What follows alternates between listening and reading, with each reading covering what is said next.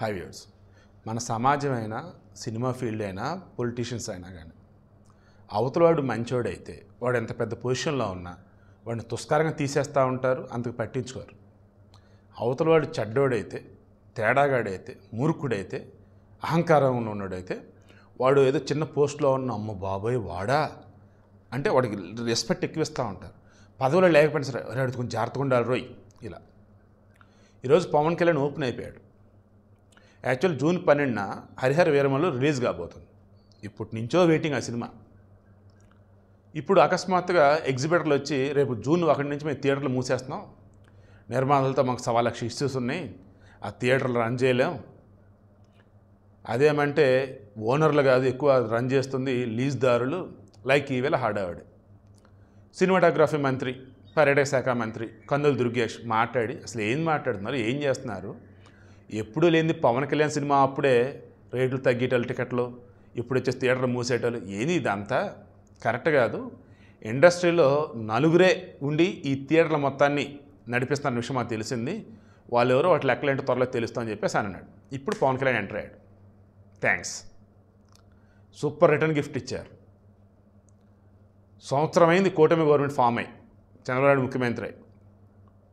Industry మొత్తంగా వచ్చి చంద్రబాబు నాయుడు గారిని కలవాల్సింది పోయి మా సినిమా రిలీజ్ అవుతుంది, మా టికెట్ రేట్లు పెంచండి అని చెప్పేసి ఇండివిజువల్గా సినిమాటోగ్రఫీ మీద కందులు దుర్గేష్నో నన్ను కలుస్తాయి. మామూలు మనం పట్టించుకోకూడదు, వెళ్ళి ముఖ్యమంత్రి గారిని అడగండి అన్నారు. కానీ మేము చేసేసాం.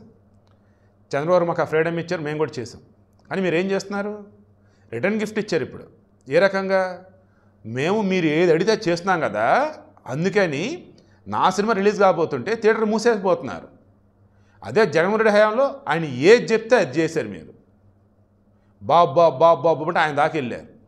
మేము వచ్చేసి మీరు మా దాకా రాకపోయినా మీరు అడిగారు అన్నీ ఇచ్చేస్తా పోతున్నాం.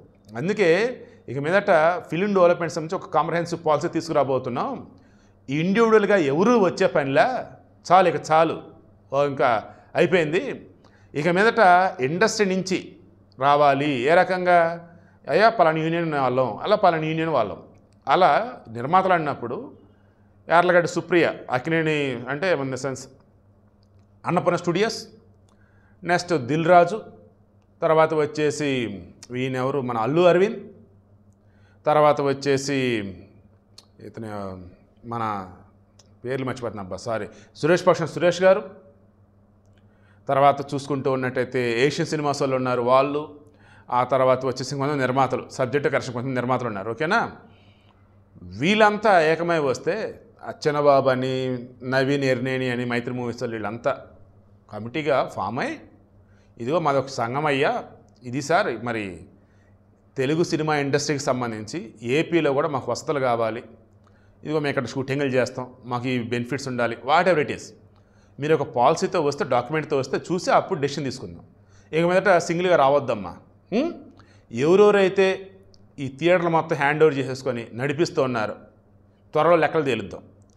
ఏపీలో ఉన్నటువంటి థియేటర్లో అత్యధికం వేరే వాళ్ళు నడిపిస్తూ ఉన్నారు, థియేటర్ ఓనర్లు కాదు. తర్వాత చాలా వరకు కొన్ని మల్టీప్లెక్స్లు అయిపోయాయి. మల్టీప్లెక్స్లు ఎన్ని ఉన్నాయి, నార్మల్ ఎన్ని ఉన్నాయి, నార్మల్ టికెట్ ధరలు ఎంత, మల్టీప్లెక్స్ టికెట్ ధరలు ఎంత, ఈ అమ్ముడు పోయిన టికెట్లకు సంబంధించి ట్యాక్స్ మొత్తం పే చేస్తున్నారా?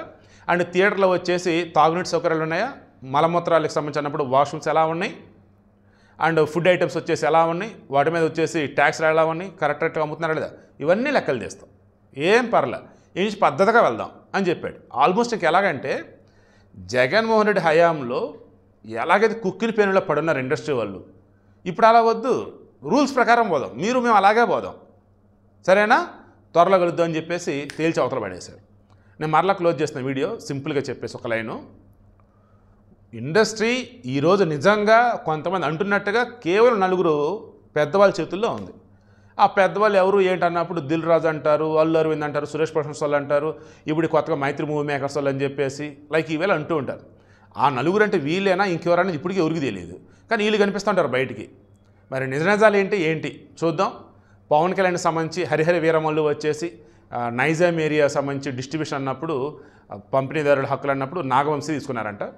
మరి ఏపీలో మరి ఎవరో ఏంటి తెలియదు, కానీ ఓవరాల్గా అన్నప్పుడు ఈ సినిమాకు సంబంధించి నిజంగానే ఒక భారీ అడ్డంగా క్రియేట్ చేద్దాం చూశారు. థియేటర్లు మూసేసి మరి హరిహర వీరమల్లుకి బట్ కందులు దుర్గేష్ అలాకాల ఓపెన్ చేయించారు. అంటే ఓపెన్ చేద్దంటే రేపు జూన్ 1 నుంచి క్లోజ్ అన్నారు. June 12 cinema release. సో ఈలోపు ఇక చర్చిల దగ్గర అన్నీ క్లోజ్ చేద్దాం అని చెప్పేస్తున్నారు. చర్చిల దగ్గర అన్నీ క్లోజ్ చేయడం సమస్యలు, థియేటర్లు అయితే రన్ అవుతాయి. సింపుల్ ఒకే మాట, ఎప్పుడైనా ఏ ఫీల్డ్ అయినా కేవలం ఒకళ్ళిద్దరు నలుగురు చేతులు కనుక ఉంది అంటే వాళ్ళు ఏది చెప్తే అది అన్నట్టు. అది చాలా చాలా ప్రమాదకరం.